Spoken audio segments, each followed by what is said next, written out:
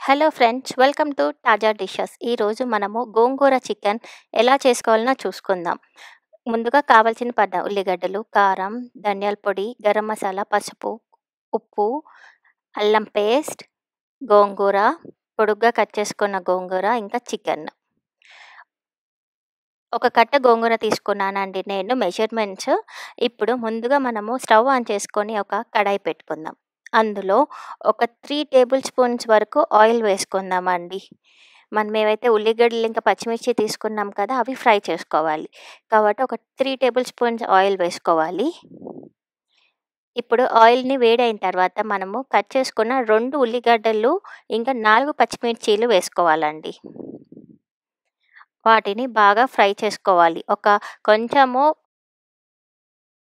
వాటిని బాగా ఫ్రై చేసుకుంటున్నామని దోరగా ఫ్రై చేసుకోవాలి.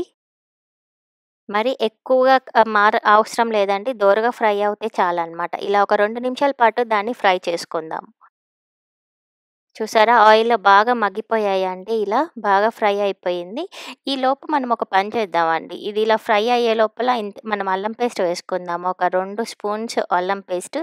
ఇది స్పూన్ కొంచెం చిన్న స్పూన్ అండి. టేబుల్ స్పూన్ కాదు. దీన్ని కూడా బాగా కలుపుకోవాలి. ఇప్పుడు దీన్ని ఒక 2 నిమిషాల పాటు బాగా ఉడకనిద్దాం. ఈలోపు మనము గోంగూరను బాగా కడిగి కొన్ని వాటర్‌లో వేసి ఉడికించుకోవాలి. గోంగూర ఏదైతే పచ్చి వాసన ఉంటుంది కదా, అది పోతుంది కాబట్టి బాగా ఉడికించుకుందామండి నీళ్ళల్లో. ఇంకా ఇక్కడ చూసారా, మనము ఉల్లిగడ్డ, పచ్చిమిర్చి బాగా ఫ్రై అయిపోయిందండి. దాంట్లో మనము చికెన్ వేసుకోవాలి. నీట్‌గా కడిగి పెట్టుకున్న చికెన్ వేసుకొని ఆ ఉల్లిగడ్డ మిశ్రమంలో బాగా ఫ్రై చేసుకుందాము. ఇప్పుడు ఆ ఉల్లిగడ్డ మిశ్రమం ఏదైతే ఉంది కదా, అది బాగా కలిసిపోయిందండి. అందులో మనము సాల్ట్ వేసుకుందామండి. ఒక 3 స్పూన్ల సాల్ట్ వేసుకున్నాను. ఇక్కడ జాగ్రత్త అండి, ఇది టేబుల్ స్పూన్ కాదు, చిన్న స్పూన్ తీసుకున్నాను నేను. ఎందుకంటే టేబుల్ స్పూన్స్ అంటే ఎక్కువగా పడిపోతుంది ఉప్పు, కారం, అందుకని. ఇంకా ఇందులో మనము పసుపు వేసుకోవాలి. తర్వాత ఒక స్పూను ధనియాల పొడి, అలాగే ఒక 3 స్పూన్ల కారం వేసుకుందాము. ఆల్రెడీ కొంచెం పచ్చిమిర్చి వేసామండి, కాబట్టి కారము చూసి వేసుకుందాము. ఈ కారము, ఉప్పు ఏవైతే ఉన్నాయి కదా, ఇవన్నీ ఎవరికి నచ్చినట్లు వాళ్ళు వేసుకోవచ్చండి కావాలంటే. మీరు ఒకవేళ కారం ఎక్కువగా తింటారంటే ఇంకొంచెం కారం ఎక్కువగా వేసుకోవచ్చు. అలానే ఉప్పు కూడా అంతే అనమాట. కొంచెం కారం ఎక్కువగా కొందరు ఉప్పు తక్కువ తినేవాళ్ళు కూడా ఉంటారు. వాళ్ళు తగినట్లు వేసుకోవచ్చు. ఇప్పుడు ఇందులో మనము కొన్ని వాటర్ వేసుకుందామండి. ఆల్రెడీ చికెన్ ఉడికేటప్పుడు కొన్ని నీళ్ళొస్తాయి.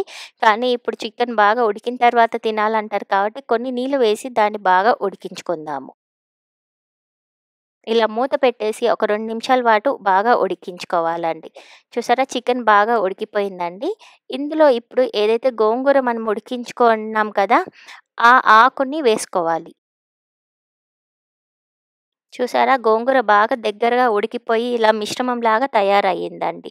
దాన్ని వేసి మనము బాగా కలుపుకొని ఇంకా ఒక 5 నిమిషాల పాటు బాగా ఉడికించుకోవాలి. చూసారా, ఇలా బాగా గోంగూర కలిసిపోయి ఇంకా ఉడికిందండి. అందులో మనము గరం మసాలా వేసుకుందాం.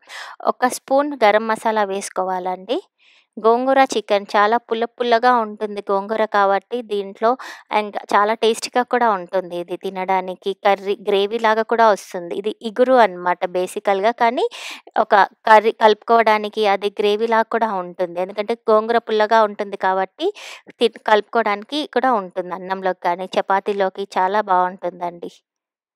ఇంకా గోంగూర హెల్త్‌కి కూడా చాలా మంచిది తినడానికి కాబట్టి చూసారా, చికెన్ బాగా కలిసిపోయి ఇంకా ఉడికిపోయిందండి దీన్ని. ఇప్పుడు దీన్ని ఒక సర్వింగ్ బౌల్‌లోకి తీసుకుందాం.